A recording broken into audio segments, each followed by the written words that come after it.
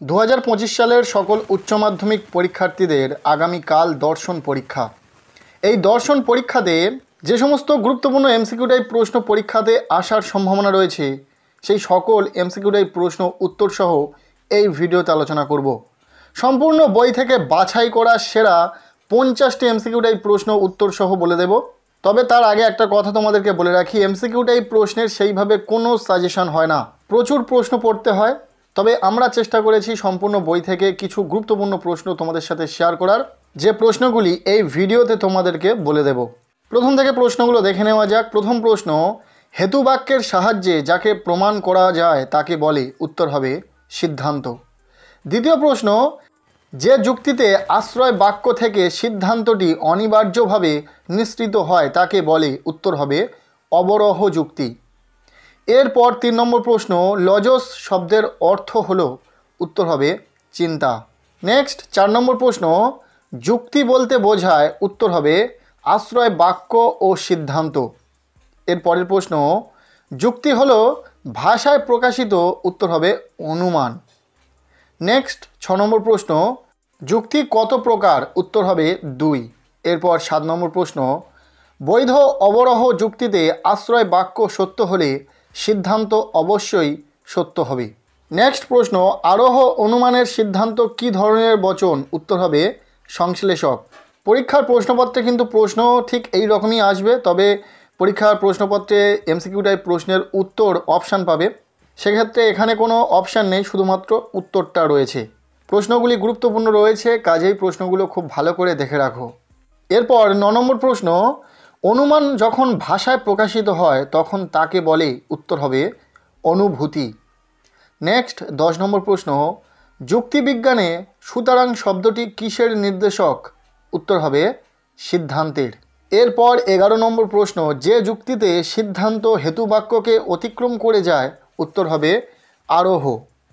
12 নম্বর প্রশ্ন, সাধারণত বচন হলো, উত্তর হবে ঘোষক বাক্য। পরের প্রশ্ন, ন্যায় অনুমানে যে পদ যুক্তিবাক্য দুটিতে থাকে কিন্তু সিদ্ধান্তে থাকে না তার নাম হলো, উত্তর হবে হেতুপদ। পরের প্রশ্ন, বিধেয় পদ সর্বদা ব্যাপ্ত হয়, উত্তর হবে ননর্থক বচনে। উদ্দেশ্য সর্বদা ব্যাপ্য হয়, উত্তর হবে সামান্য বচনে। নেক্সট, আদর্শ নিরপেক্ষ বচনের অংশ হলো, উত্তর হবে 3টি। 17 নম্বর প্রশ্ন, উদ্দেশ্য বিধেয় উভয় বচনে ও ব্যাপ্য হয় আই বচনে। এরপর 18 নম্বর প্রশ্ন, ও বচনের যে পদটি ব্যাপ্য হয় তা হলো, উত্তর হবে উভয় পদ। বাকি প্রশ্নগুলি বলছি, তার আগে বলি দর্শন বিষয়ের ইতিমধ্যে আমরা বড় প্রশ্নের লাস্ট মিনিট সাজেশন ভিডিও দিয়েছি, যেখানে মাত্র কয়েকটি প্রশ্ন বলা হয়েছে। সেই প্রশ্নগুলিই তোমরা যদি খুব ভালো করে পড়ো, আশা করব পরীক্ষাতে প্রশ্ন কমন পেয়ে যাবে।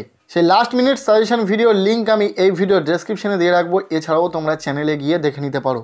পাশাপাশি বিভিন্ন সেটের নমুনা প্রশ্নপত্র শেয়ার করেছি উত্তর সহ, সেই ভিডিওগুলির লিঙ্ক আমি এই ভিডিও ডেসক্রিপশনে দিয়ে রাখবো, অবশ্যই তোমরা দেখে নিও।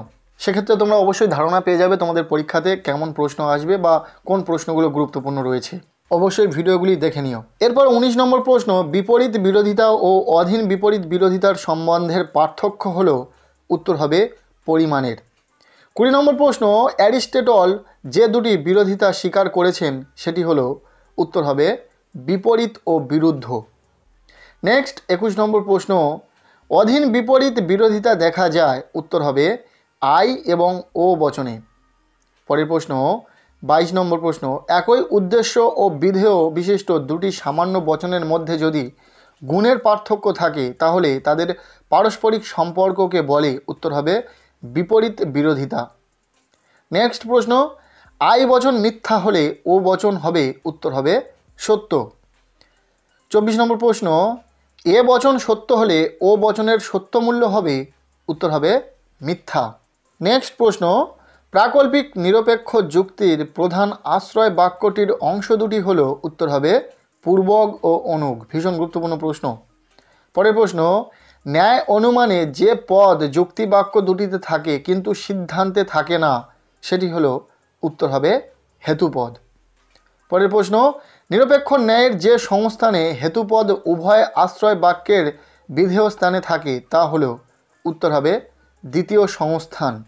নেক্সট 28 নম্বর প্রশ্ন, অসম বিরোধিতার ক্ষেত্রে যদি বিশেষ বচনটি সত্য হয় তবে সামান্য বচনটির সত্যমূল্য হবে, উত্তর হবে অনিশ্চিত। এর পরের প্রশ্ন, এই মূর্তিটি বৈধ হয়, উত্তর হবে প্রথম সংস্থানে। 30 নম্বর প্রশ্ন, বৈকল্পিক নিরপেক্ষ ন্যায়ের সিদ্ধান্তটি সর্বদাই যে বচনে, তা হলো, উত্তর হবে নিরপেক্ষ বচন। এই এমসিকিউ টাইপ প্রশ্নগুলো খুব ভালো করে দেখে রাখবে, এখান থেকে বেশ কিছু প্রশ্ন তোমরা পরীক্ষাতে কমন পেতে পারো। যদি কপাল ভালো থাকলে এর মধ্যে থেকে তোমরা অনেক প্রশ্ন কমন পেতে পারো পরীক্ষাতে, যেমনভাবে তোমরা বাংলায় পরীক্ষাতে তোমরা এমসিকিউ টাইপ প্রশ্ন কমন পেয়েছো, ঠিক সেইভাবেও এখান থেকেও কমন পেতে পারো। এর পরের প্রশ্ন, বৈকল্পিক নিরপেক্ষ ন্যায়ের সিদ্ধান্তটি সর্বদাই যে বচন, তা হলো, উত্তর হবে নিরপেক্ষ বচন। বুলের মতে অস্তিত্বমূলক তাৎপর্য আছে যে বচনের, তা হলো, উত্তর হবে বিশেষ বচন। পরের প্রশ্ন, দুটি অঙ্গ বচন বিশিষ্ট যৌগিক বচনের সত্য সারণীর নিবেশন দৃষ্টান্তের সংখ্যা হবে, উত্তর হবে 4। নেক্সট 33 নম্বর প্রশ্ন, যে যৌগিক বচনের সত্য সারণীর সবকটি নিবেশন দৃষ্টান্ত মিথ্যা হয় তাকে বলে, উত্তর হবে সত্য মিথ্যা বচন। পরের প্রশ্ন, বিশেষ বিশেষ ঘটনার মাধ্যমে সামান্য নিয়মে উপনীত হওয়াকে বলে আরোহ অনুমান, এটি বলেছেন, উত্তর হবে জয়েস। এরপর 35 নম্বর প্রশ্ন, আরোহ অনুমানে জানা থেকে অজানাতে যাওয়াকে বলা হয়, উত্তর হবে আরোহমূলক লাভ। এরপর 36 নম্বর প্রশ্ন, আরোহ অনুমানের বস্তুগত ভিত্তি হলো, উত্তর হবে পর্যবেক্ষণ ও পরীক্ষণ। নেক্সট 37 নম্বর প্রশ্ন, বহু কারণবাদের প্রবর্তক হলেন, উত্তর হবে মিল। এরপর 38 নম্বর প্রশ্ন, কারণ শব্দের দ্বারা পর্যাপ্ত আবশ্যিক শর্তকে নির্দেশ করেন, উত্তর হবে আই এম কপি। এরপর 39 দাগের প্রশ্ন, আমরা বিশেষ সত্য থেকে আর এক বিশেষ সত্যে উপনীত হই যে আরোহ যুক্তিতে, তার নাম হলো, উত্তর হবে উপমা যুক্তি। নেক্সট আমরা দেখে নেব পরবর্তী প্রশ্ন, 40 দাগের প্রশ্ন, শক্তির অবিনশ্বরতা সূত্রটি হলো কারণের পরিমাণগত লক্ষণ। এরপর 41 নম্বর প্রশ্ন, এক কারণবাদকে সমর্থন করেন, উত্তর হবে কপি। এরপর 42 নম্বর প্রশ্ন, অক্সিজেন হলো দহনের কারণ, এখানে কারণ শব্দটি যে শর্তে ব্যবহৃত হয়েছে তা হলো, উত্তর হবে আবশ্যিক শর্ত।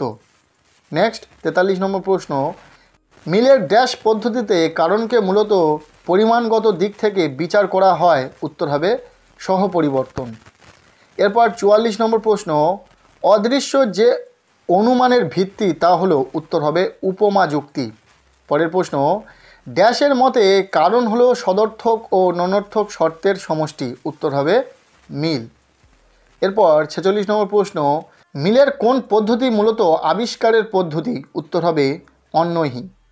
এরপর 47 নম্বর প্রশ্ন, উপমা যুক্তির সিদ্ধান্তের সম্ভাব্যতার সবচেয়ে গুরুত্বপূর্ণ শর্ত হলো, উত্তর হবে প্রাসঙ্গিকতা। নেক্সট 48 নম্বর প্রশ্ন, গুণের দিক থেকে কারণ হলো কার্যের অপরিবর্তনীয় শর্তান্তরহীন অব্যবহৃত পূর্ববর্তী ঘটনা, বলেছেন, উত্তর হবে কারভেত রিড। এরপর 49 নম্বর প্রশ্ন, মিলের যে পদ্ধতি কার্যকারণকে সহ অবস্থান থেকে পৃথক করতে পারে না সেটি হলো, উত্তর হবে অন্যই পদ্ধতি। এরপর এখানে 50 নম্বর প্রশ্ন, মিলের যে আরোহমূলক পদ্ধতিতে মাত্র দুটি দৃষ্টান্ত যাচাই করা হয় তা হলো, উত্তর হবে ব্যতিরেকী পদ্ধতি। 51 নম্বর প্রশ্ন, মিলের যে পদ্ধতি থেকে কাকতালীয় দোষ হয় সেটি হলো, উত্তর হবে ব্যতিরেকী পদ্ধতি। এরপর শেষ যে প্রশ্নটি রয়েছে 52 নম্বর প্রশ্ন, দ্বৈত অন্যই পদ্ধতি হলো, উত্তর হবে অন্যই ব্যতিরেকী পদ্ধতি। এই ছিল সম্পূর্ণ বই থেকে বাছাই করা সেরা 50টি এমসিকিউ টাইপ প্রশ্ন ও সাথে তার উত্তর। প্রশ্নগুলি ভীষণ গুরুত্বপূর্ণ, কাজে খুব ভালো করে দেখে রাখো। তবে এটা বলে রাখা প্রয়োজন, এমসিকিউ টাইপ প্রশ্নে সেইভাবে কোনো সাজেশন হয় না। আমরা চেষ্টা করেছি কিছু গুরুত্বপূর্ণ প্রশ্ন তোমাদের সাথে শেয়ার করার, তার মানে এই নয় যে এই প্রশ্নগুলির মধ্যে থেকে তোমরা পরীক্ষাতে অনেক প্রশ্ন কমন পাবে। অবশ্যই কিছু প্রশ্ন কমন পাবে, তাই এই প্রশ্নগুলির পাশাপাশি প্রতিটা অধ্যায় থেকে বেশ কিছু প্রশ্ন এমসিকিউ টাইপ প্রশ্ন তোমাদেরকে দেখে রাখা প্রয়োজন। সো আজকের এই ভিডিওটি ব্যাস এতটুকুই। কেমন লাগলো ভিডিওটি কমেন্টের মাধ্যমে জানিও। ভিডিওটি ভালো লেগে থাকলে লাইক করে দাও। আমাদের এই চ্যানেলে নতুন হলে চ্যানেলটিকে সাবস্ক্রাইব করে রাখো, আর পারলে ভিডিওটি বন্ধুদের সাথে প্রচুর শেয়ার করে দাও।